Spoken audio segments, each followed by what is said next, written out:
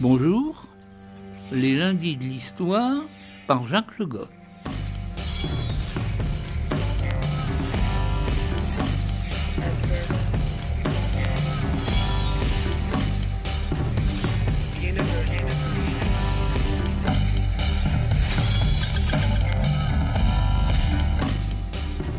Nous allons parler aujourd'hui d'un épisode considérable de l'histoire médiévale qui a fait couler de l'encre pendant des siècles, qui était, semble-t-il, relativement en sommeil depuis quelque temps et que devrait réveiller un livre passionnant, nouveau et qui lance un problème d'une importance capitale qui semble avoir échappé aux historiens précédents.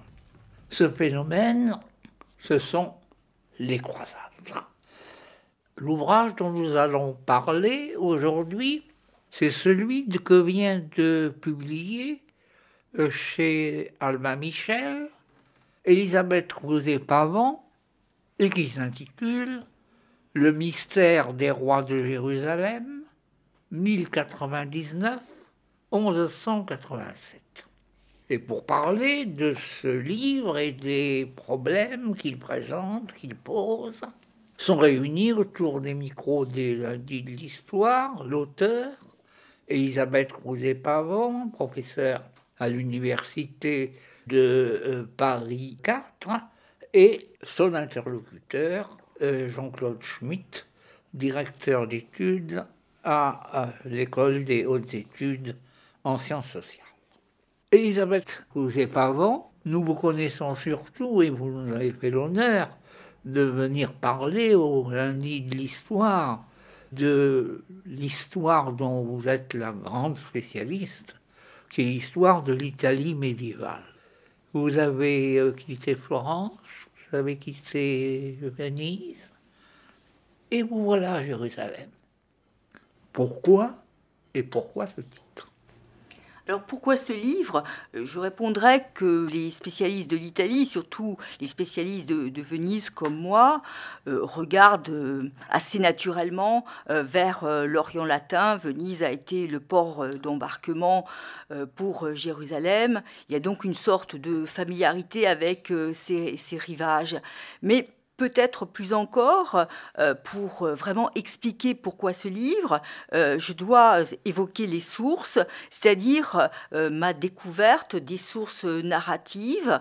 Alors bien sûr, comme tous les médiévistes, j'avais lu un peu Guibert de Nogent ou Fouché de Chartres, mais à les lire plus longuement, à les lire plus continuellement, j'ai vraiment été intéressée, passionnée par cette profusion narrative, et c'est lisant ces sources que j'ai décidé de m'intéresser au roi de Jérusalem. Alors pourquoi ce titre ? Comme j'essaie de le montrer, le mystère, pour moi, est triple.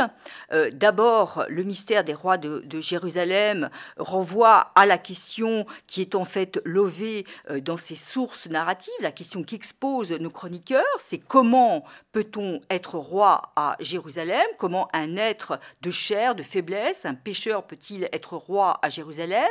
Et pour eux, il y a là un mystère donc que j'ai tenté de faire ressurgir, d'exposer, mais mystère aussi parce que il me semble que ces chroniqueurs racontent une histoire qui est une histoire, un récit dramatique, une histoire tragique comme toute histoire humaine, et donc le titre fait aussi en quelque sorte une sorte de clin d'œil vers le terme de mystère tel qu'il est employé plus tard, c'est-à-dire de représentation dramatique, de représentation destinée à édifier qui regardait le mystère. Et puis mystère pour une troisième raison, parce que l'histoire que je raconte est une histoire pleine d'incertitudes. Les sources sont telles qu'on ne peut pas vraiment rendre compte d'une réalité robuste. C'est vraiment une réalité incertaine qui se dérobe. Et en quelque sorte, on touche là au mystère de l'opération historique. Enfin, il y a une sorte d'opacité,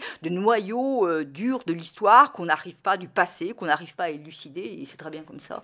Vous vous arrêtez normalement en 1187, qui est la reprise de Jérusalem par les musulmans de Saladin, mais on sait que plus tard, encore au XIIIe siècle, un certain nombre de personnages, et même de grands personnages comme l'empereur Frédéric II, porteront le nom de roi de Jérusalem.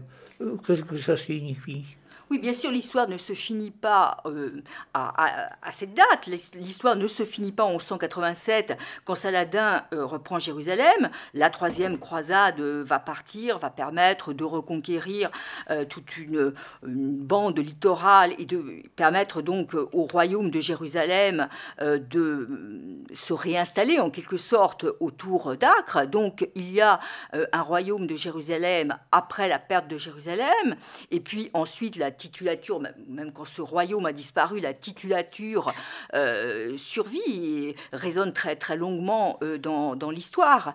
Mais moi, ce qui m'a intéressé, c'est vraiment l'histoire des rois de Jérusalem à Jérusalem, raison pour laquelle mon récit s'arrête quand Saladin reprend la ville sainte. Jean-Claude Schmitt, comment avez-vous réagi à la lecture de ce livre, en particulier sur deux plans?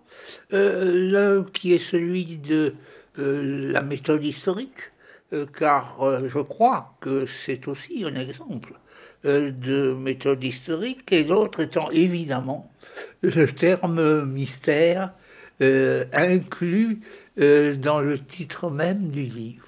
Oui, sur le premier plan, ce livre m'apparaît vraiment comme un livre exemplaire de la méthode historique et de ce que l'historien fait, et fait dans son travail.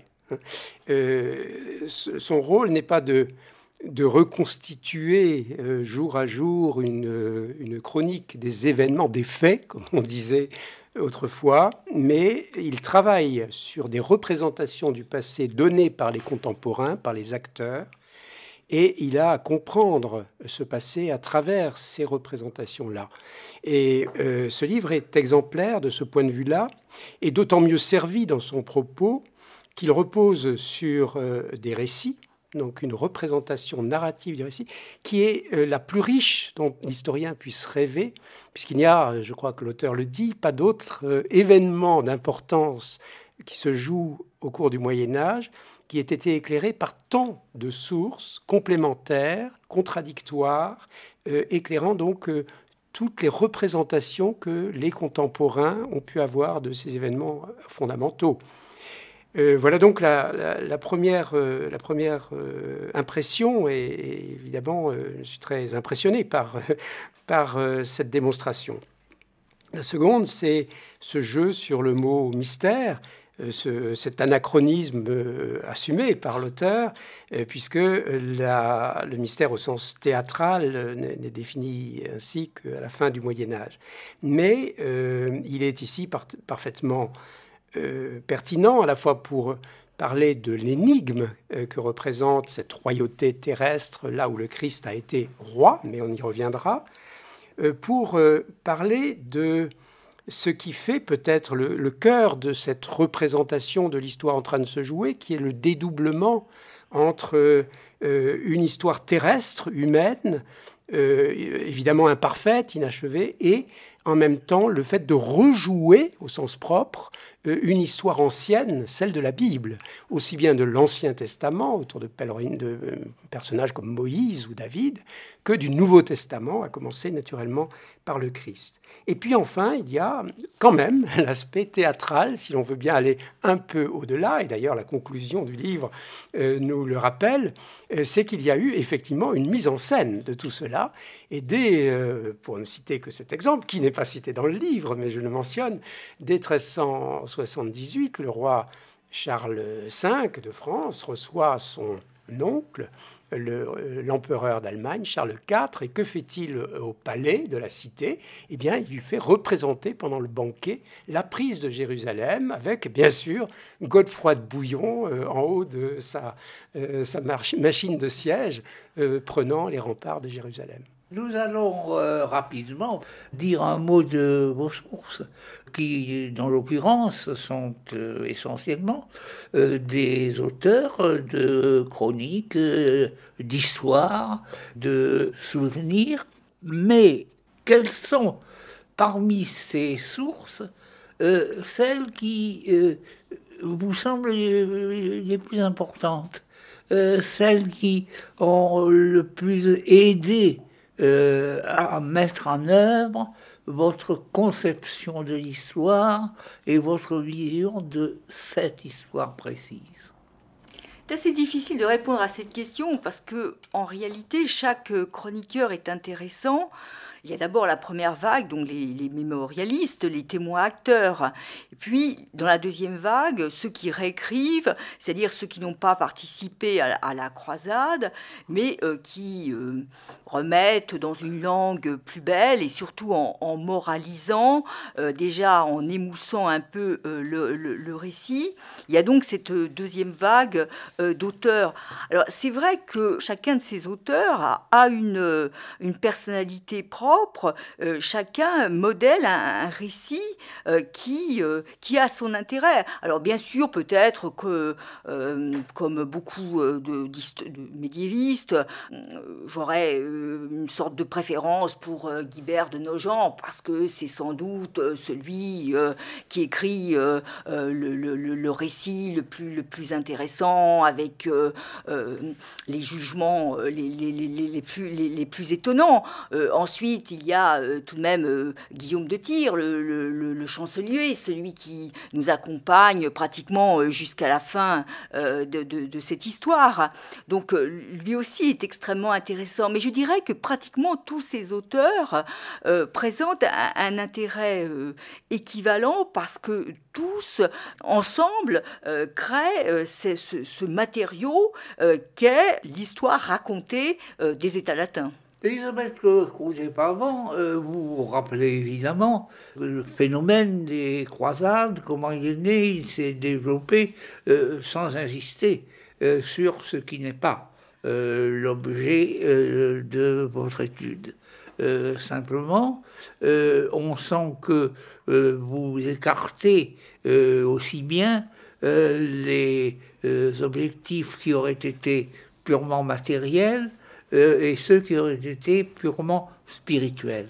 Certes, la foi pousse les croisés, mais aussi ce qui n'est sans doute pas la recherche du butin, mais la volonté de retrouver un état et les biens qui vont avec cet état pour des gens qui, dans un Occident qui connaît une croissance économique rapide, un certain nombre de gens, et en particulier les cadets dans la noblesse, qui fourniront des nombreux milites de la croisade, tout en travaillant selon leur foi et avec l'aide de Dieu, rechercher un statut en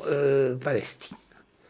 Alors, ce qui émerge bientôt et qui commence à vous intéresser, c'est que au cours de la première croisade, car une grande partie de cette croisade se fait par terre, ou en tout cas à la fin par terre, et que la marche vers Jérusalem est lente et longue.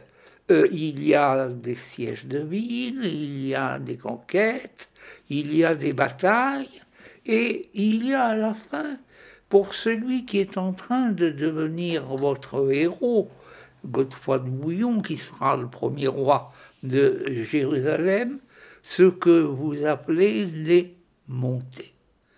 Est-ce que vous pourriez préciser cet épisode qui va mettre des rois à Jérusalem? C'est-à-dire que Godefroy, au départ, n'est jamais qu'un des chefs de contingent. C'est un des barons qui conduit une armée. Et puis, progressivement, dans le récit des chroniques, et tout particulièrement dans l'histoire d'Albert d'Aix, la figure de Godefroy va peu à peu prendre le dessus sur les figures des autres barons. Pourtant, il y a une sorte de compétition extraordinaire, puisqu'il y a aussi la figure du comte Raymond de Toulouse, donc d'autres barons magnifiques, sans doute au départ plus riches, plus puissants que ne l'est Godefroy. Or, Godefroy, à mesure que la marche vers Jérusalem s'accomplit, passe à travers une série d'épreuves vraiment qualifiantes qui, dans les textes, bien entendu, le désignent comme une sorte d'élu de Dieu. Et Godefroy, peu à peu, devient une sorte de Moïse dans nos textes. Et c'est lui qui conduit le peuple de Dieu, qui le conduit vers Jérusalem. Et d'ailleurs, il suffit en quelque sorte de compter les occurrences. Jusqu'à Antioche, Godefroy n'est qu'un baron parmi les autres barons, jamais le premier. Et puis, après Antioche, sa figure envahit le champ narratif, et c'est lui qui, dans une série de textes, est le premier à rentrer dans Jérusalem. Il est l'élu, il est celui qui a conduit le peuple de Dieu, il est donc celui à qui la couronne va pouvoir être proposée. Dans cette montée de Godefroy vers Jérusalem et vers la couronne, il y a même des épisodes qui ne sont pas militaires, mais qui prennent une sorte de caractère mythique et qui ont frappé certains des chroniqueurs. Voici en particulier Guibert de Nogent qui raconte une aventure qui aurait fait dans cette marche vers Jérusalem, de façon inattendue, de Godefroy, un homme d'une vaillance exceptionnelle. C'est un combat avec un ours. Oui, c'est un épisode extrêmement célèbre, raconté à la fois par Guibert de Nogent et par Albert d'Aix.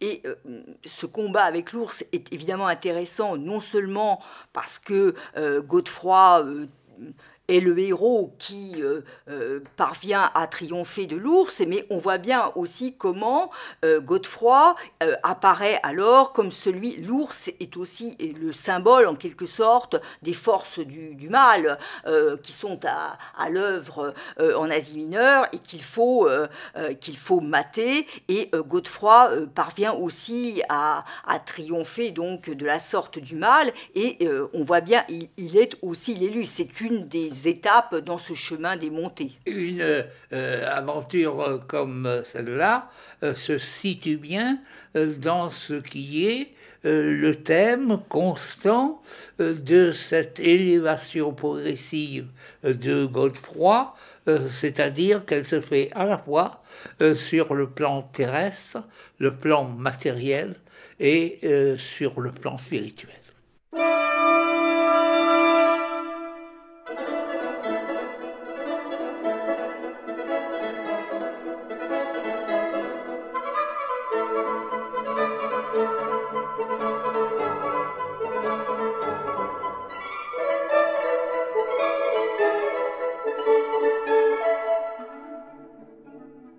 Je crois devoir rapporter, encore en cette occasion, un autre exploit du Godefroy, non moins digne d'être à jamais célébré.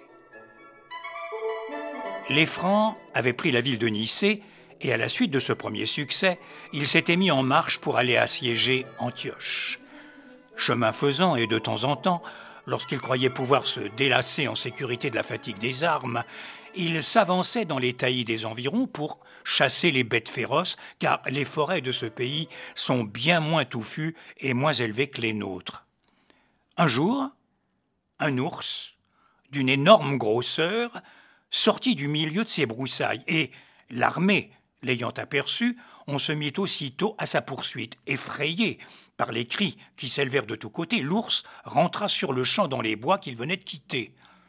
Beaucoup de pèlerins le cherchèrent sans pouvoir le trouver, lorsqu'un malheureux arriva par hasard à la tanière de l'animal féroce. L'ours, le prenant à l'improviste, s'élança sur lui, le serra dans ses bras et, l'ayant renversé par terre, porta bientôt la dent sur sa cuisse.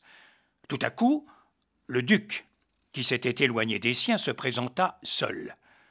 En le voyant, le pauvre homme, versant des larmes de douleur et d'effroi, invoque aussitôt sa générosité accoutumée et le supplie de lui porter secours. Le duc, tout rempli de force, de courage, n'hésite point et, tirant aussitôt son glaive du fourreau, il le plonge avec toute la vigueur possible dans le flanc de l'animal. Mais les os ayant résisté, l'ours, irrité plus encore que blessé, se dirige vers le duc, abandonnant celui qui, malheureux le premier, avait éprouvé la morsure de sa dent cruelle.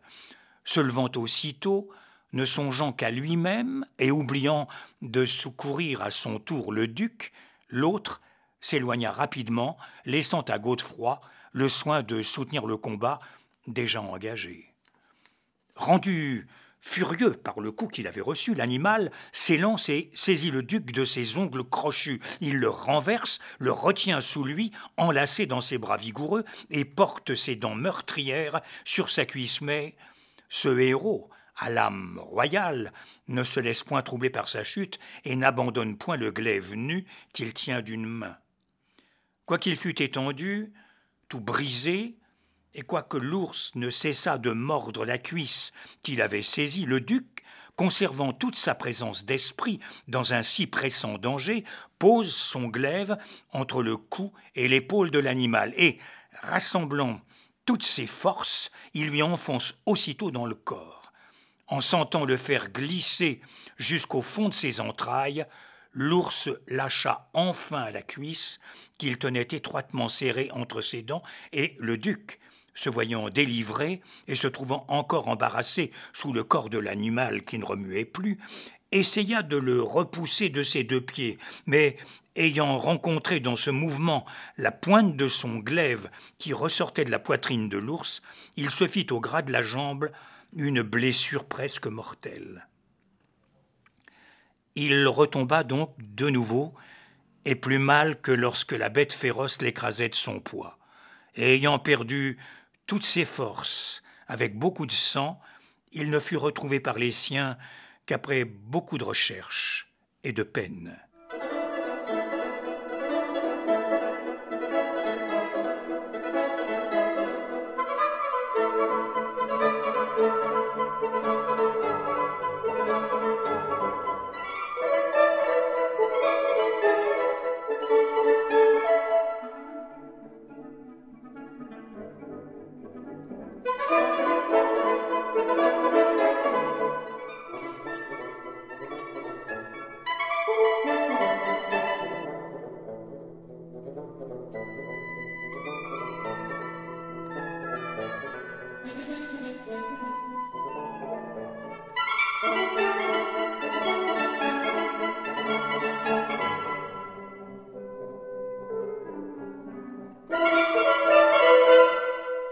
Alors voilà, Godefroy et les croisés entrés à Jérusalem.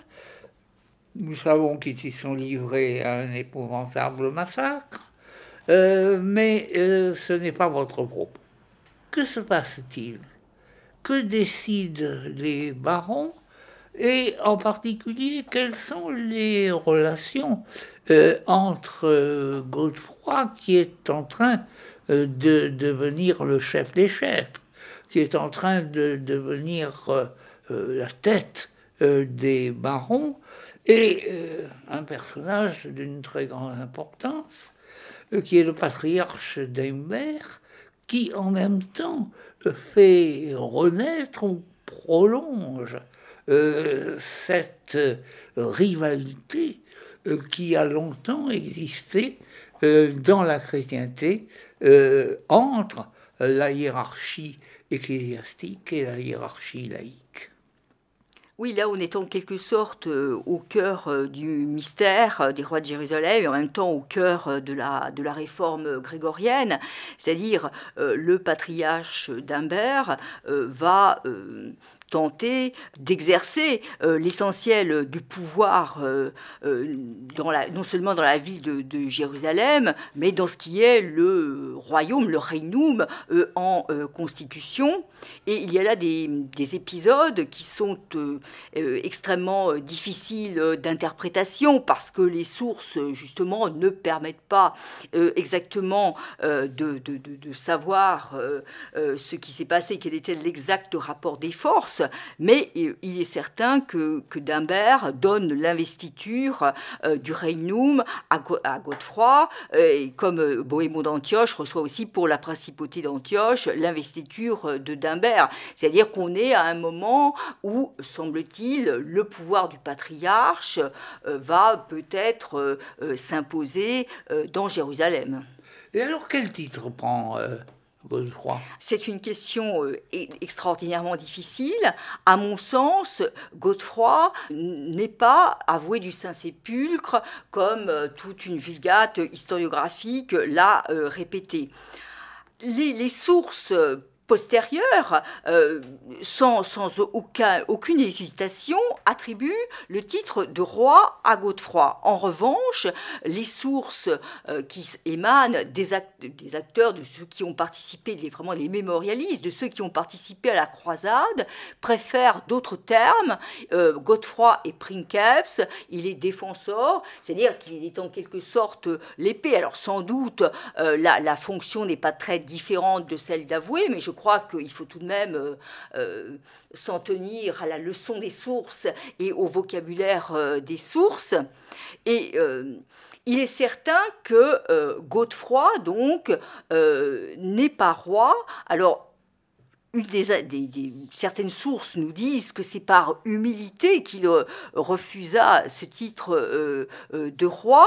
Il est certain qu'il y a une querelle extraordinaire qui oppose les clercs, les barons, et que sans doute aussi pour une partie des pèlerins, du peuple de Dieu, l'idée que l'histoire puisse continuer, en quelque sorte, qu'un baron puisse devenir roi là où le Christ avait été roi, était insupportable. Donc cette solution, finalement, est certainement une solution de compromis qui permet à la fois aux clercs, aux barons et au peuple des pèlerins de s'accorder sur une façon de gouverner Jérusalem.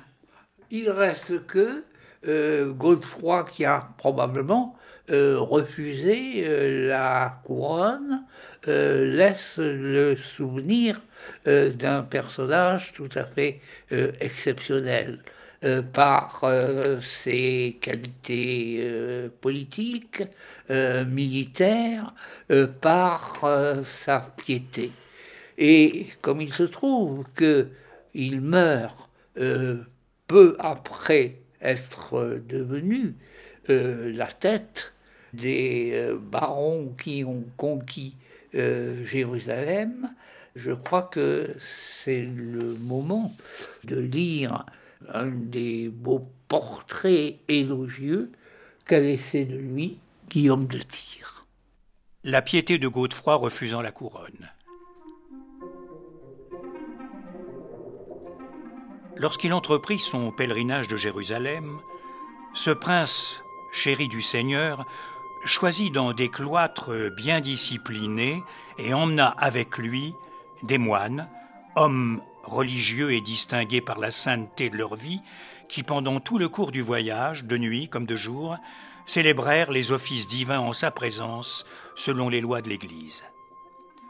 Lorsqu'il fut devenu roi de Jérusalem, il les plaça, selon leurs désirs, dans la vallée de Josaphat, et leur assigna avec bonté un très vaste patrimoine. Il serait trop long d'énumérer toutes les choses que ce prince accorda aux églises de Dieu dans sa pieuse libéralité.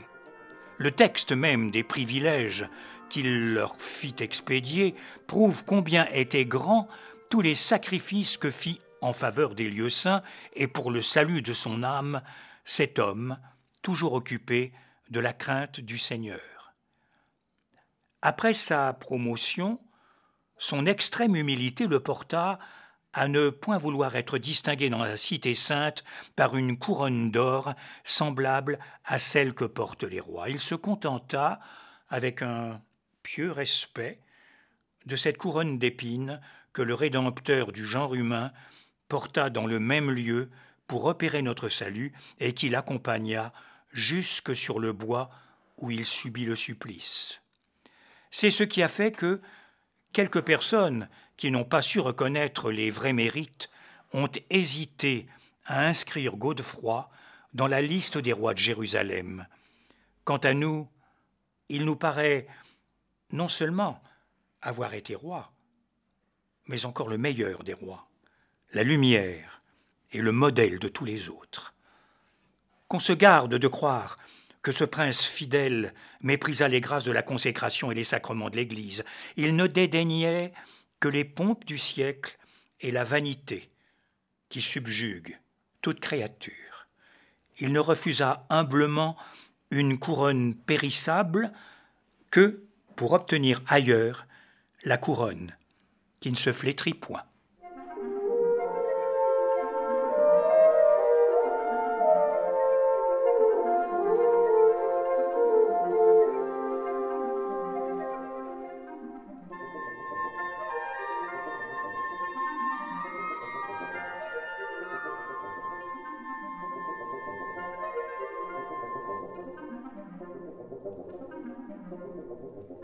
Jean-Claude Schmitt, qu'est-ce que vous pensez du personnage, de ces événements, de la nature, du pouvoir qui vient d'être décerné à un chef chrétien à Jérusalem? Alors, ce qui me frappe beaucoup, c'est le bricolage auquel sont contraints ces nouveaux arrivants en Terre Sainte, dans ce lieu qu'on commence à appeler Terre Sainte, d'ailleurs, ce sont les lieux saints, deviennent la Terre Sainte, et qui apportent toute une culture, toute une problématique du pouvoir.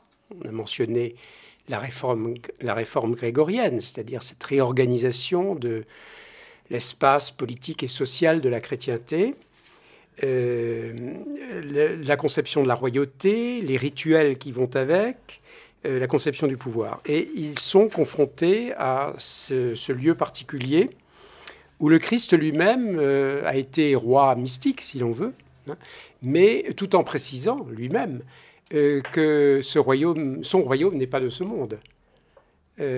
Tout en disant qu'il y a une part pour César et une part pour lui.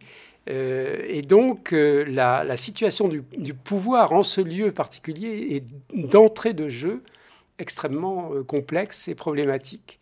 Et donc, on comprend bien que Godefroy de Bouillon, et tous ceux qui réfléchissent avec lui et pour lui, soient très hésitants quant à ce titre royal.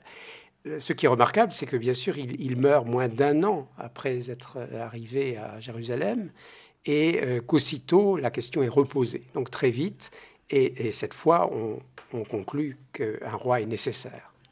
Oui, merci d'avoir montré la complexité et l'importance de cette question qui semble avoir échappé aux historiens précédents de la croisade des royaumes latins et qui fait le prix, en même temps que la belle leçon d'histoire que constitue le livre, de l'ouvrage d'Élisabeth Crozet-Pavant. Donc, comme vient de le rappeler Jean-Claude Schmitt, Godefroy de Bouillon meurt rapidement. Que se passe-t-il? Donc il meurt moins d'un an après être devenu prince de Jérusalem. Et d'ailleurs, nos chroniqueurs nous disent qu'en quelque sorte, c'est sa foi et son humilité qui le font mourir, parce qu'il est pressé d'aller rejoindre Dieu et d'être enterré au Saint-Sépulcre. Et en fait, on voit très bien la querelle ressurgir, parce que à nouveau, le patriarche souhaiterait prendre le pouvoir, et les fidèles de Godefroy vont faire appel à son frère, qui est Aédès, donc dans une autre des principautés nées de la croisade. Son frère qui va arriver à marche forcée sur Jérusalem et qui va devenir roi.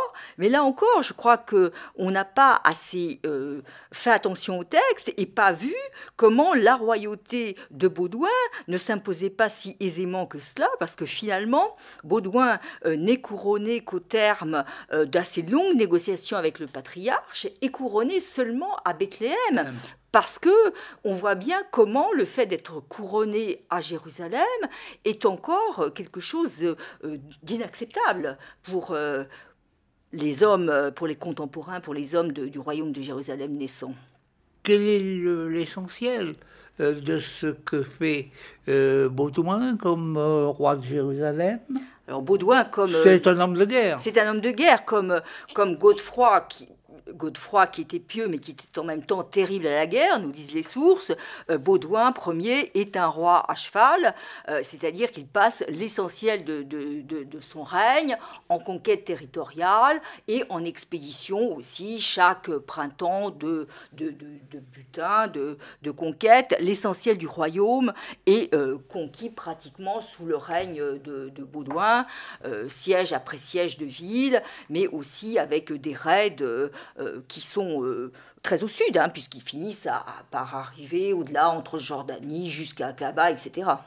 Et c'est là précisément que Baudouin Ier va mourir, et nous avons un récit des funérailles, de la mort et des funérailles de Baudouin Ier, qui est, d'une certaine façon, une contribution extrêmement intéressante au cérémonial funéraire royal.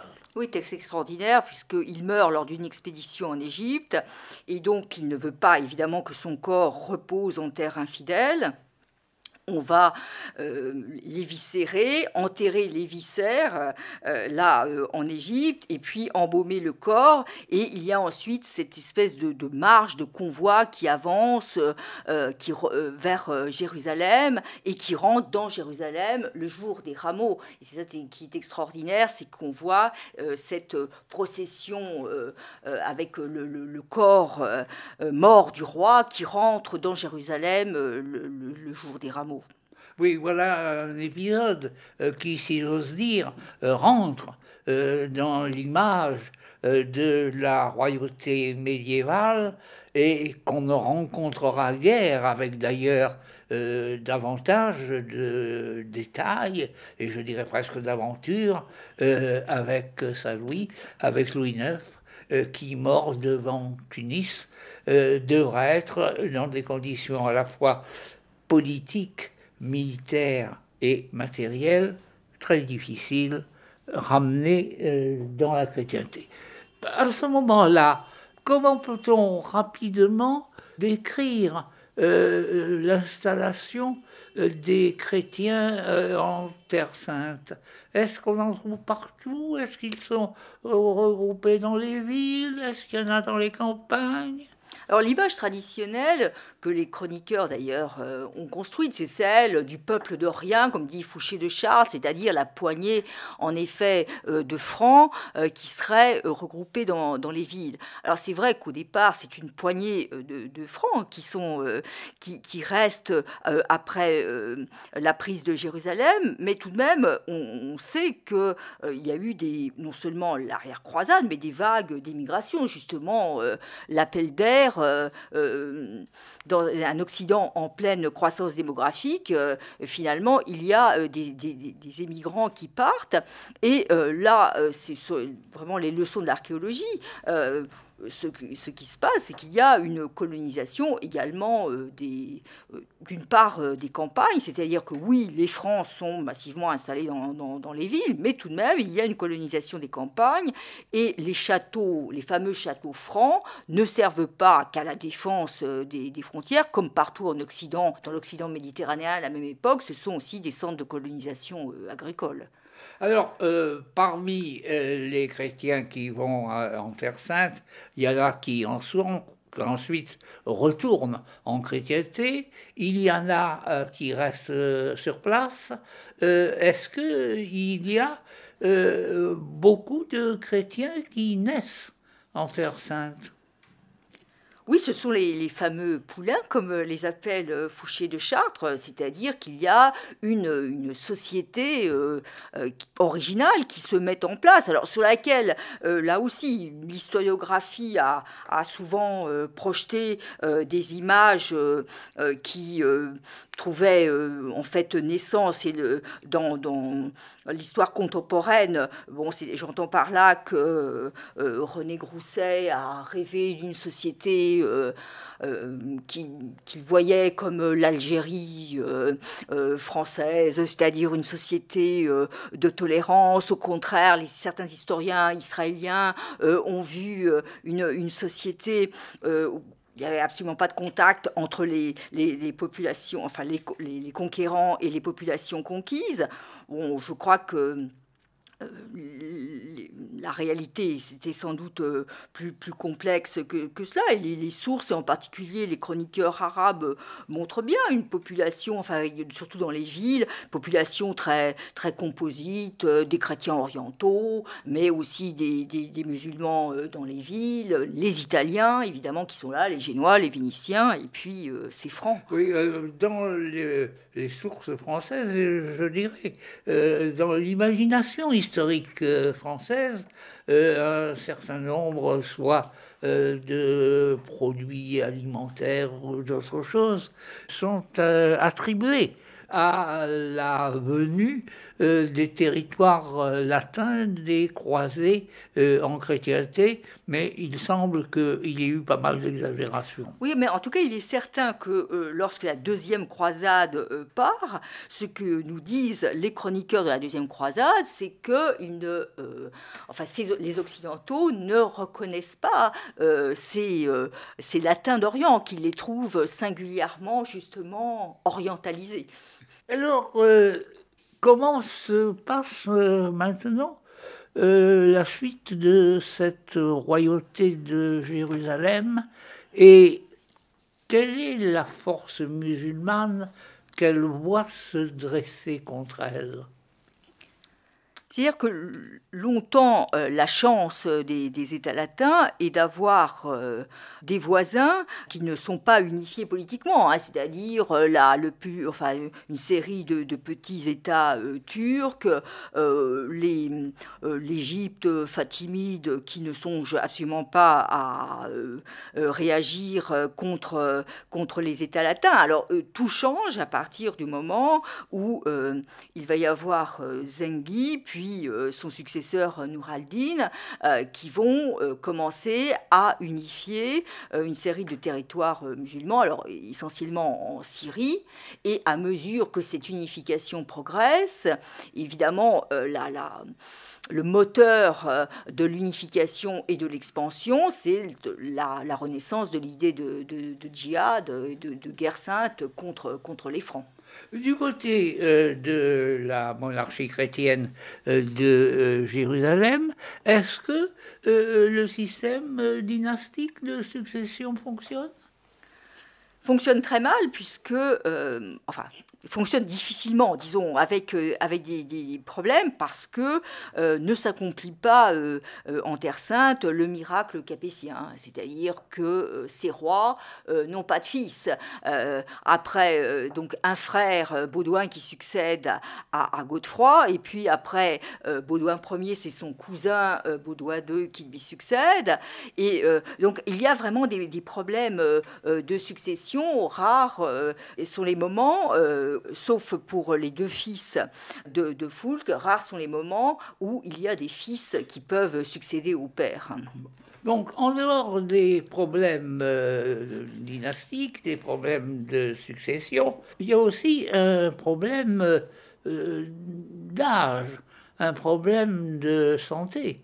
Est-ce qu'il n'y a pas des morts relativement précoces et puis un cas exceptionnel de roi malade? Oui, c'est évidemment la figure extraordinaire de l'avant-dernier roi. Avant le roi enfant, le Baudouin V, il y a la figure donc du roi lépreux qui est une figure tout à fait extraordinaire parce que à mesure que le royaume lui-même est attaqué par Saladin, que l'on voit les principautés latines véritablement s'étioler sous les coups de la reconquête, le corps du roi lui-même est à l'image de ce royaume qui s'effrite, puisque c'est surtout dans ce que nous raconte Ernoul, le roi devient aveugle, a le nez qui pratiquement est rongé par la lèpre. On voit vraiment ce corps du roi qui à la fin est porté en litière sur le champ de bataille, ce corps qui s'effrite comme le royaume s'effrite. Oui, je pense que ça a dû jouer dans cette population qui rapproche tellement l'aspect matériel de la vie et les aspects spirituels. Et que ce roi malade est devenu en quelque sorte un modèle, une image de la maladie même de ce royaume menacé. Dans tout ça, pas de femmes. Si, quelques femmes, puisqu'il y a en particulier Mélisande, Mélisande qui est la fille de Baudouin II et qui est donc l'épouse de Foulques. Mais le problème, c'est que les femmes n'héritent pas, il faut les marier, et c'est leur mari qui porte le titre de roi de Jérusalem. Jean-Claude Schmitt, qu'est-ce que tout ceci vous inspire? Il y a beaucoup de choses, parce que je crois qu'on a vraiment un cas expérimental, en somme, de la naissance d'une royauté et d'une dynastie. Et on s'impose un certain nombre de règles, alors que rien n'obligeait, en quelque sorte, à créer ces règles-là de succession dynastique. Il faut quand même rappeler que dans l'Occident médiéval, et d'ailleurs au-delà, le principe électif est très important. Rappelons que l'empereur, que le pape, que bien des rois, notamment en Europe centrale, sont élus et ne connaissent pas de succession dynastique comme dans le royaume de France ou dans le royaume d'Angleterre. Donc on fait le choix, étant donné l'origine même de ces chevaliers, de ces barons, etc., on fait le choix d'un certain nombre de règles. Et il se trouve que ces règles sont mal servies par le destin. Parce qu'en effet, étant donné peut-être d'ailleurs les conditions très dures de la vie et de cette vie de combat permanent, les titulaires du titre donc royal sont menacés et puis meurent vite, d'où la nécessité de prendre une fois le frère, une fois le cousin, une fois le neveu, etc. Parce qu'on n'arrive pas à suivre ce qui reste tout de même un idéal. Pour ces barons, c'est une dynastie fondée sur l'hérédité et la succession masculine.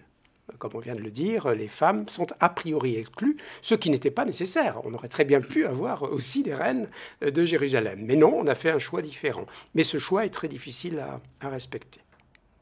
Alors l'autre problème, c'est notamment le corps. Et en effet, plus le royaume connaît des difficultés, plus ce corps semble prendre de l'importance.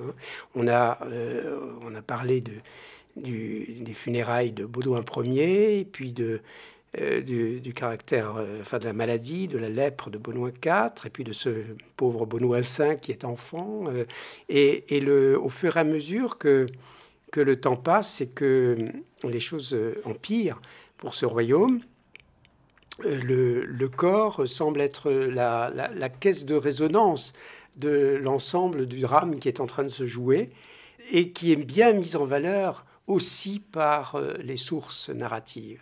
C'est-à-dire qu'il y a un émiettement des sources, un émiettement du récit et une sorte de caractère de plus en plus rabougri, en quelque sorte, malade et périssable du corps royal.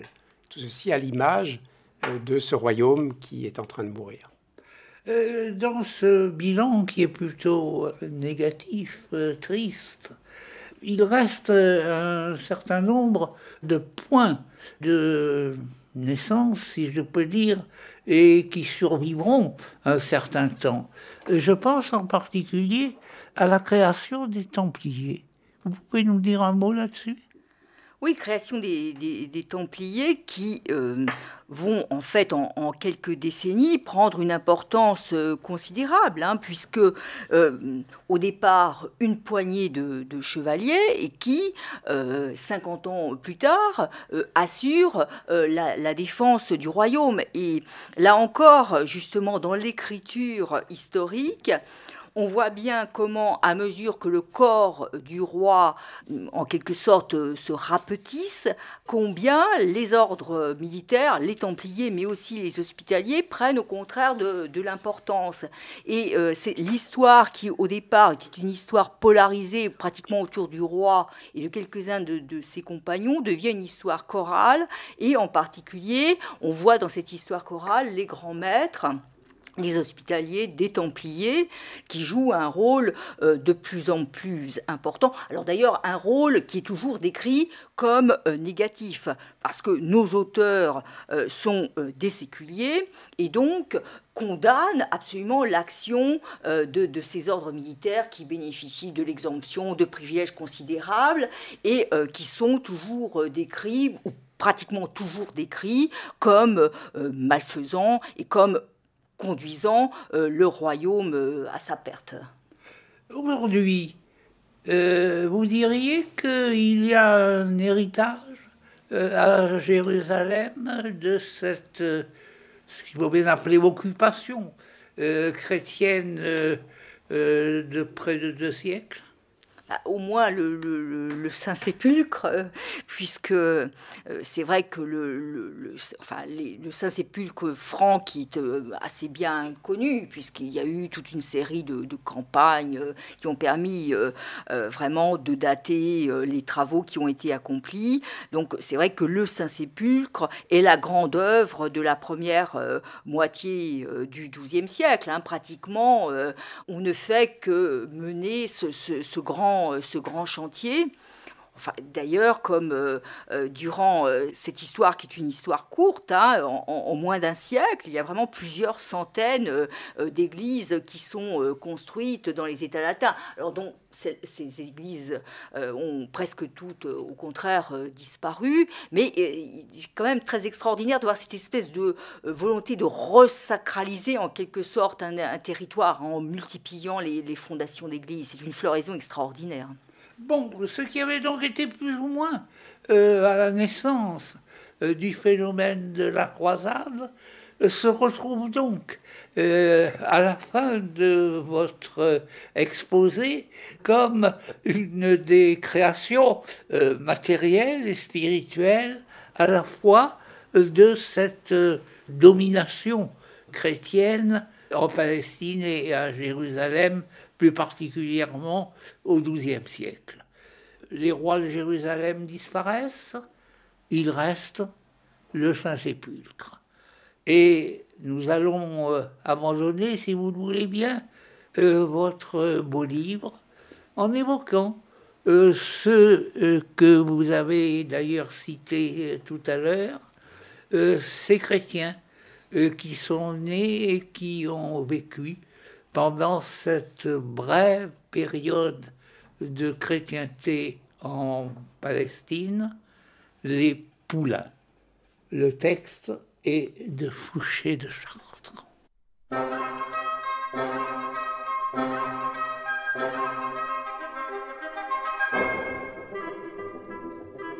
Le soleil nous apparut pendant presque 1 heure avec un éclat coloré.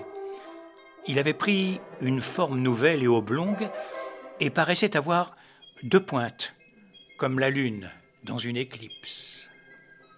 Cela arriva le 11 août, vers la fin de la 9e heure du jour, qu'on ne s'étonne pas de voir des prodiges paraître dans le ciel, puisque Dieu en opère également sur la terre. Comme dans les choses célestes, de même dans les choses terrestres, il transforme et arrange tout comme il lui plaît, que si les choses qu'il fait sont admirables, bien plus admirable est celui qui les fait. Considérez et réfléchissez en vous-même de quelle manière, en notre temps, Dieu a transformé l'Occident en Orient. Nous qui avons été des Occidentaux, nous sommes devenus des Orientaux. Celui qui était romain ou franc est devenu ici galiléen ou habitant de la Palestine. Celui qui habitait Reims ou Chartres se voit citoyen de Tyr ou d'Antioche. Nous avons déjà oublié les lieux de notre naissance. Déjà, ils sont inconnus à plusieurs de nous, ou du moins, ils n'en entendent plus parler tels d'entre nous possèdent déjà en ce pays des maisons et des serviteurs qui lui appartiennent comme par droit héréditaire. Tel autre a épousé une femme qui n'est point sa compatriote, une Syrienne ou Arménienne, ou même une Sarrasine qui a reçu la grâce du baptême. Tel autre a chez lui ou son gendre ou sa bru, ou son beau-père ou son beau-fils. Celui-ci est entouré de ses neveux ou même de ses petits-neveux. L'un cultive des vignes, l'autre des champs. Ils parlent diverses langues et sont déjà tous parvenus à s'entendre.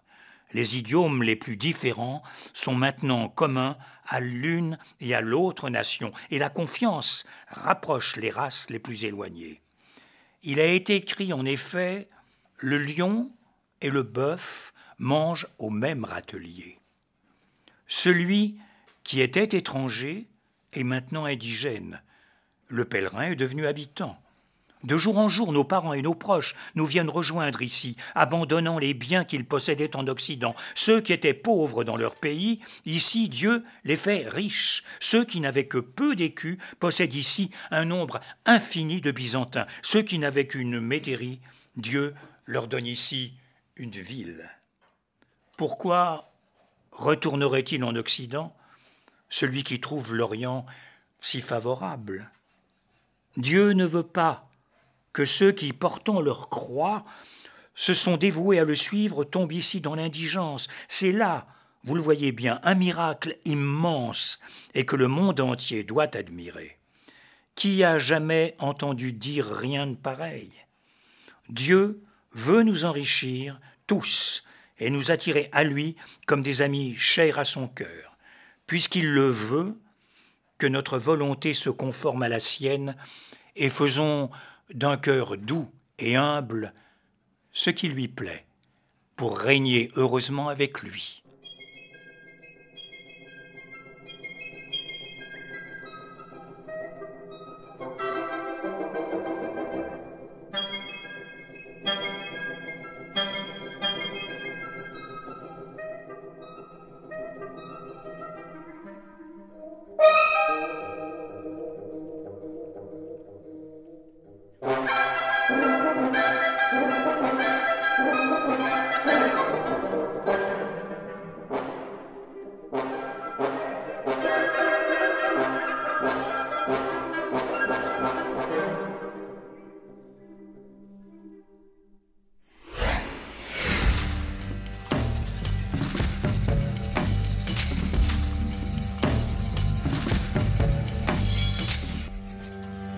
C'était les lundis de l'histoire par Jacques Le Goff. On a parlé de l'ouvrage d'Élisabeth Rouzet-Pavon, Le mystère des rois de Jérusalem, 1099-1187, paru chez Albin Michel, avec l'auteur Élisabeth Rouzet-Pavon et l'invité Jean-Claude Schmitt. Les textes ont été lus par Jean-Pierre Leroux. La prise de son est de Jessica Fouché. La réalisation de Ghislaine David. La semaine prochaine, les lundis de l'histoire seront présentés par Michel Perrault. Dans quelques instants, c'est pas la peine de crier, par Marie Richaud.